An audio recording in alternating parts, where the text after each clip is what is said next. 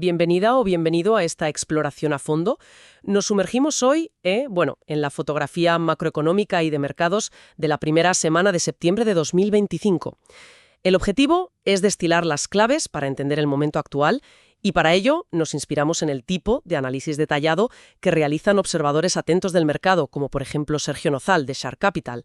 Nuestra misión hoy, intentar resolver una paradoja, ¿verdad?, que ha dejado perplejo a más de uno esta semana. ¿Cómo es posible que el mercado laboral de Estados Unidos dé señales claras de enfriamiento, con datos bastante más débiles de lo esperado, y simultáneamente, la bolsa, con el S&P 500 a la cabeza, escale hasta nuevos máximos históricos? Vamos a intentar desentrañar los datos y sus posibles interpretaciones. Precisamente. Es que la semana nos ha arrojado un dato laboral que actúa como un catalizador, cambiando de forma bastante drástica las apuestas sobre los próximos pasos de la Reserva Federal. Sin embargo, y esto es crucial, el mercado de bonos está contando una historia paralela, mucho más compleja y con matices que no podemos ignorar. No es una señal unidireccional, ni mucho menos. Entendido. Pues vamos a ello. Empecemos por la noticia que, ha acaparado todos los titulares y ha movido los mercados esta semana. Hablamos, claro, del informe de empleo de agosto en Estados Unidos. Las cifras publicadas fueron una auténtica sorpresa, y no precisamente para bien. Solo se crearon 22.000 nuevos puestos de trabajo. ¿22.000? Sí, poquísimo. Esto se queda lejísimos, muy, muy por debajo de las previsiones que manejaba el consenso de analistas. Un dato muy flojo, la verdad. Pero no es solo la creación de empleo. La tasa de desempleo también dio un salto, preocupante, subiendo hasta el 4,3%. Ajá. Hay que ponerlo en perspectiva. Es el nivel más alto desde octubre de 2021. O sea, marca un contraste evidente con la robustez que venía mostrando el mercado laboral estadounidense hasta hace bien poco. Y lo realmente interesante aquí es la velocidad y la dirección de la reacción del mercado.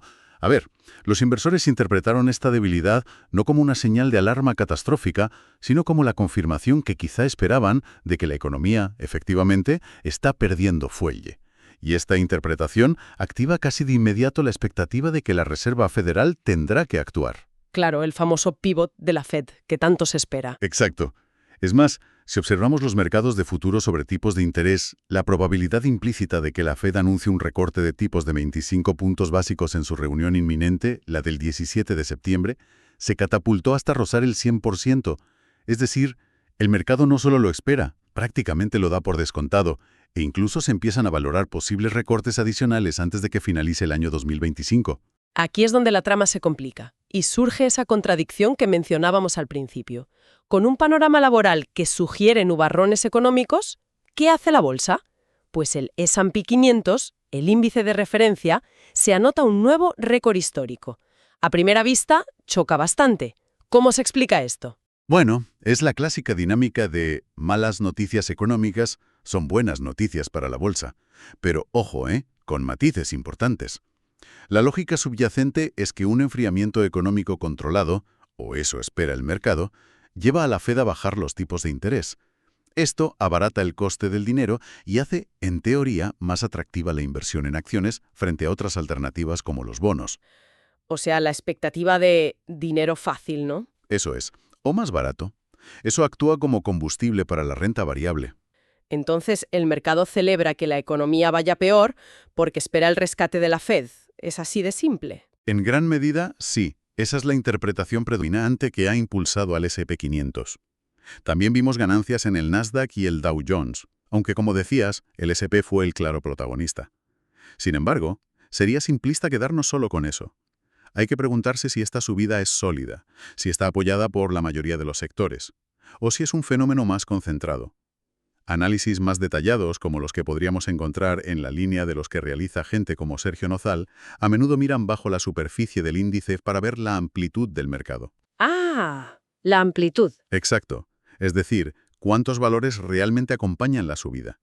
Porque a veces, un índice en máximos puede ocultar debilidades internas si la subida se concentra en muy pocas compañías. Interesante ese punto sobre la calidad de la subida, no solo el titular del máximo. Y si la bolsa celebra, ¿qué pasa con el otro gran mercado, el de renta fija? Mencionabas antes que ahí la historia era más compleja. Exacto. Ahí la cosa cambia. En el mercado de bonos del Tesoro de Estados Unidos hemos visto consolidarse lo que podríamos llamar un mercado dual, o digamos de dos velocidades. Por un lado, los rendimientos de los bonos a corto plazo, como el bono a 2 años, han caído de forma significativa. Vale. Esto es un reflejo directo de esas expectativas de recortes inminentes por parte de la Fed.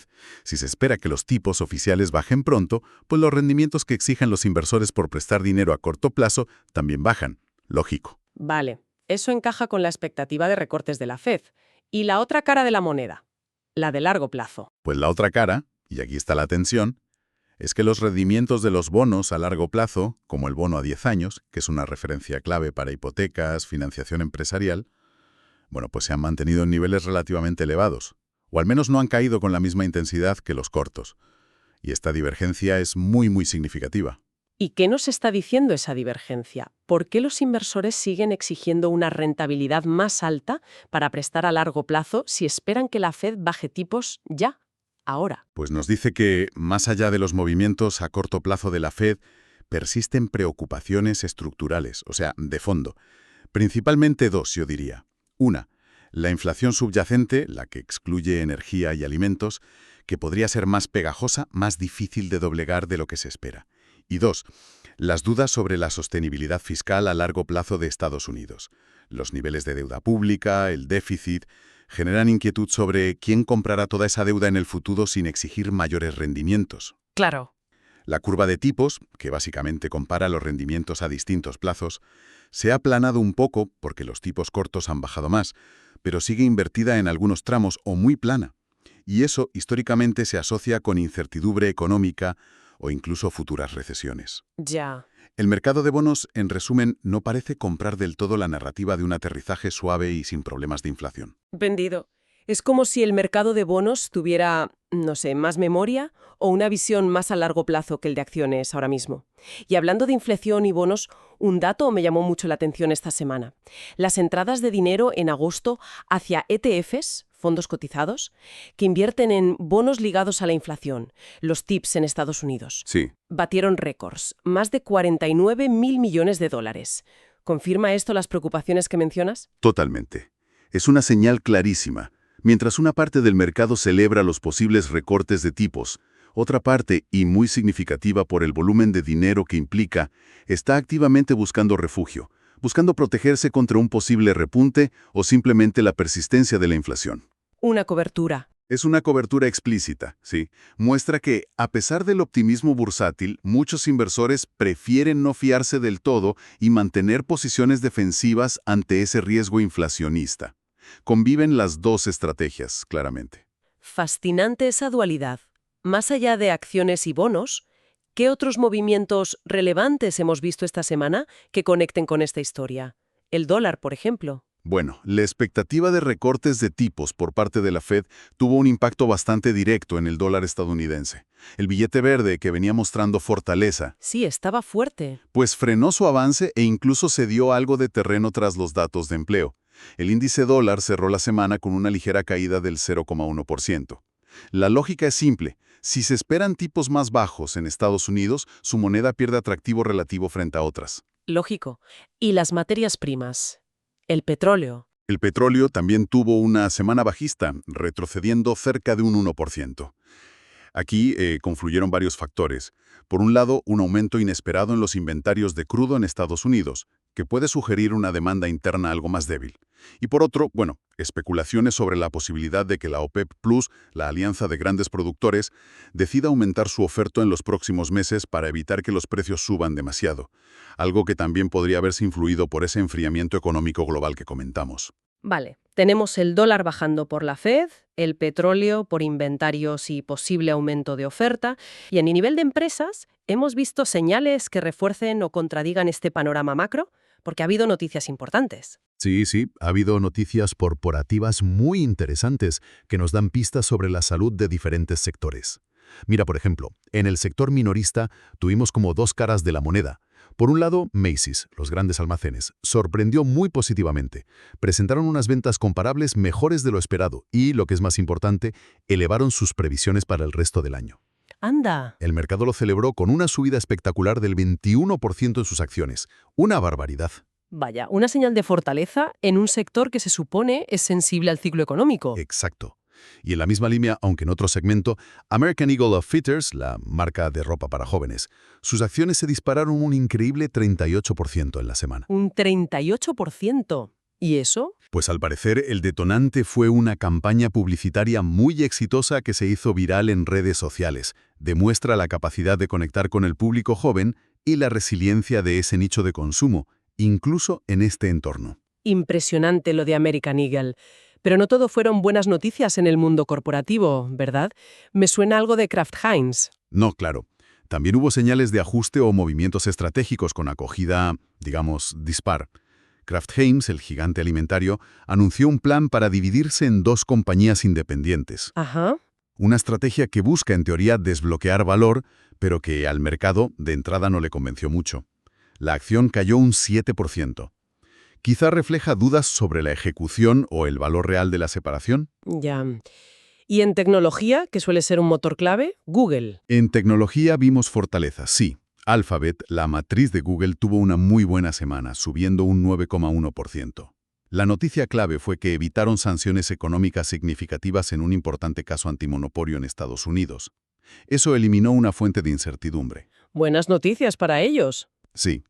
Y Apple también tuvo una semana positiva, con una subida del 3,8%, mostrando la solidez continua del sector tecnológico, al menos de los grandes. Y bueno, Tesla siempre está en el candelero, esta vez por proponer un paquete de compensación récord para Elon Musk, pero eso es más ruido específico de la compañía, digamos. Entonces, si intentamos tejer todos estos hilos, el macro, los bonos, las divisas, las empresas, ¿qué panorama general emerge? ¿Qué foto nos queda? Pues emerge un cuadro complejo, la verdad, y lleno de contrastes. Vemos señales claras de enfriamiento económico, sobre todo en el empleo, Sí. lo que alimenta la esperanza de una política monetaria más laxa por parte de la Fed. Esta esperanza impulsa a la bolsa, pero la subida, como decíamos, quizá no sea tan robusta como parece a simple vista. Y además coexiste con una gran preocupación por la inflación y la deuda a largo plazo, que se ve en los bonos y en esos flujos hacia los TIPS. La dualidad que mencionabas. Exacto. Y a nivel sectorial, pues vemos resiliencia en nichos específicos del consumo, como Macy's o American Eagle. La tecnología sigue fuerte, con Alphabet, Apple, pero también hay empresas reestructurándose ante un entorno más incierto, como Kraft Heinz. Y sin olvidar tendencias subyacentes importantes que se mencionan en los análisis, como la inversión masiva en inteligencia artificial. Es una gran oportunidad, sí, pero también una potencial fuente de volatilidad, o el debate siempre presente sobre la independencia de los bancos centrales, claro. Con todo esto sobre la mesa, si tuviéramos que resumir los principales riesgos y oportunidades para alguien que sigue los mercados, ¿cuáles serían? Para tenerlo claro. A ver, por el lado de los riesgos yo destacaría tres principales ahora mismo. Primero, que el enfriamiento del mercado laboral se acelere más de lo previsto y acabe dañando seriamente el crecimiento económico. Eso sería un problema. Segundo, la tensión que vemos en el mercado de bonos a largo plazo. Si esos rendimientos siguen altos o suben más por inflación o temas fiscales, pueden acabar ahogando la recuperación o desestabilizando los mercados financieros. Y tercero, la incertidumbre sobre la propia Fed. ¿Actuará tan rápido y con tanta contundencia como espera ahora mismo la bolsa? ¿O tendrá que priorizar la lucha contra la inflación si esta no cede como se espera? Esa es la gran duda. Entendido. ¿Y en el lado de las oportunidades, algo bueno habrá? Sí, claro. Las oportunidades principales ahora mismo parecen ser, primero, la posibilidad real de recortes de tipos, que históricamente ha sido positiva para la renta variable, al menos a corto plazo. Segundo, la fortaleza que han demostrado sectores específicos, como hemos visto en tecnología o ciertas áreas del consumo. Podrían seguir haciéndolo bien. Y tercero, el interés inversor en activos de protección contra la inflación, que aunque refleja un riesgo, también presenta oportunidades para quienes sepan posicionarse en ellos, como esos bonos ligados a la inflación que comentábamos. Muy claro. Entonces, para recapitular, la semana nos deja con un mensaje central de enfriamiento económico en Estados Unidos, especialmente visible en el empleo.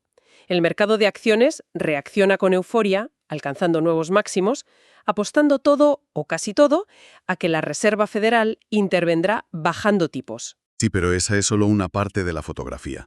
La otra parte, la que nos muestra el mercado de bonos y los flujos de inversión, es de mucha cautela y preocupación por los desafíos a largo plazo, sobre todo la inflación y la deuda. La divergencia es notable. Por eso todas las miradas se dirigen ahora al próximo dato clave, el índice de precios al consumo, el IPC. la inflación. Será fundamental para ver si el enfriamiento económico se traduce de verdad en menores presiones sobre los precios. Para confirmar la tesis, ¿no? Exacto, para validar las expectativas del mercado, o si por el contrario la inflación sigue siendo un problema persistente. Y eso podría provocar un fuerte ajuste en esas expectativas tan optimistas de la bolsa. Es un entorno, como se deduce de análisis rigurosos, que invita a la prudencia. Y bueno, para quienes busquen profundizar en estrategias para navegar esta complejidad, existen plataformas como sharkinversiones.com, donde colabora el mencionado Sergio Nozal, que ofrecen recursos en esa línea. Y como reflexión final, para dejarla flotando, mientras el mercado bursátil parece brindar por las posibles bajados de tipos ante los signos de debilidad económica, ¿hasta qué punto se ha vuelto dependiente, casi en exclusiva, de esa expectativa de dinero fácil? ¿Y qué fragilidad introduce esa dependencia si la inflación subyacente, esa que preocupa tanto al mercado de bonos, demuestra ser más tenaz, más pegajosa de lo que la bolsa quiere creer ahora mismo? Una pregunta clave para las próximas semanas, sin duda. Hasta nuestra siguiente exploración.